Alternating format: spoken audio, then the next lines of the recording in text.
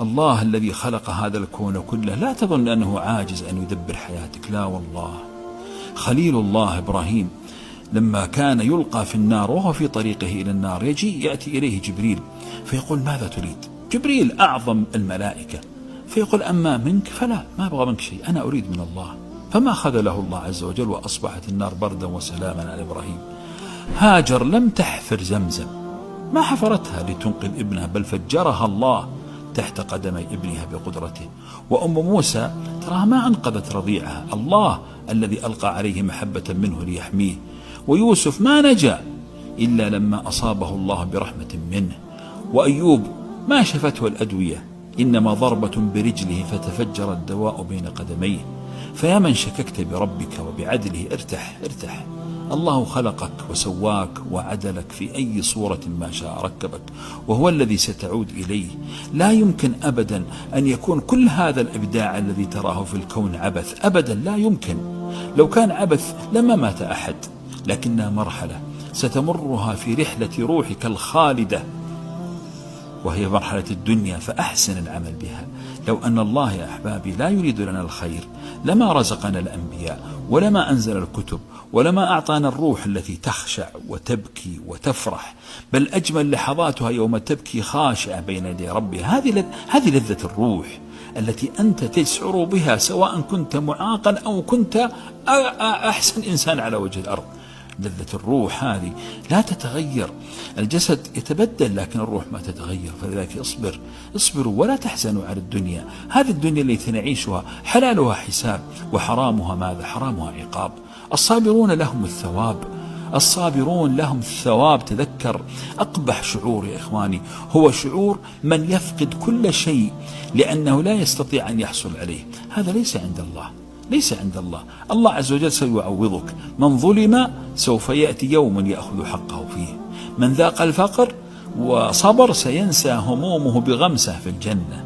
من عاش مع المرض والبلاء فله أجور الصابرين، وإنما يوفى الصابرون أجرهم بغير حساب. من فقد حبيبا فهناك يوم سوف يجمع الله فيه الأحبة في جنته، والذين آمنوا واتبعتهم ذريتهم بإيمان ألحقنا بهم ذريتهم وما ألتناهم من عملهم من شيء. عندما تؤمن بذلك سوف ترتاح، ولا بد أن تؤمن، لأن من أتقن صنعك وصنع هذا الكون لا يمكن أبدا ألا يتقن حياتك، خاصة بعد مماتك. كل النعيم الذي تراه في الدنيا تراه نعيم جسد، النعيم الحقيقي هو نعيم الروح. لا يمكن أبدا أن تسعد روح بعيدة عن مالكها، لا يمكن أن تسعد روح تشك في خالقها، لا يمكن أن تسعد روح غاضبة على تدبير ربها. ستسعد الروح الراضية. ادخلي جنتي.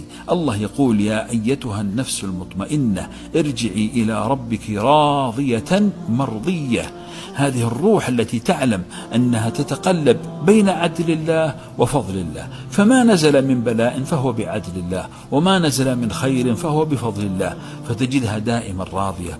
الرسول صلى الله عليه وسلم ماذا يقول؟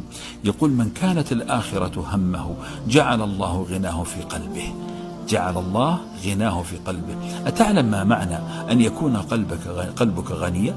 هذا الغنى من خزائن لا يملكها إلا الله.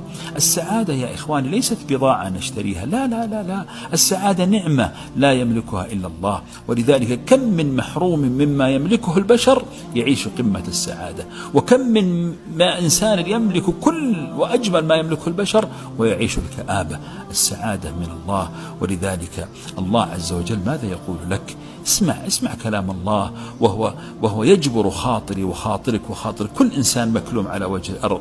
يقول: من كان يريد العاجلة، يعني اللي يبغى الدنيا، عجلنا له فيها ما نشاء لمن نريد. لاحظ قال لك لمن نريد، يعني ترى مو كل شيء إنسان يطلب الدنيا سنعطيه، لا لا لا، نعطيه إذا أردنا. لكن ماذا له؟ ماذا له هذا الذي لا همه إلا أن يعمر الدنيا ويهدم الآخرة؟ قال: ثم جعلنا له جهنم يصلاها مذءوما مدحورا. طيب الشخص الآخر اللي لا راضي وصابر ومحتسب ومتقبل لأوامر الله وعنده ثقة بأن الله الذي خلق هذا الكون كله لا يمكن أبدا أن يكون غير قادر على إدارة حياته، الراضي بربه، يقول: ومن أراد الآخرة وسعى لها سعيها وهو إيش؟ قال: وهو مؤمن. لا بد أن يكون عندك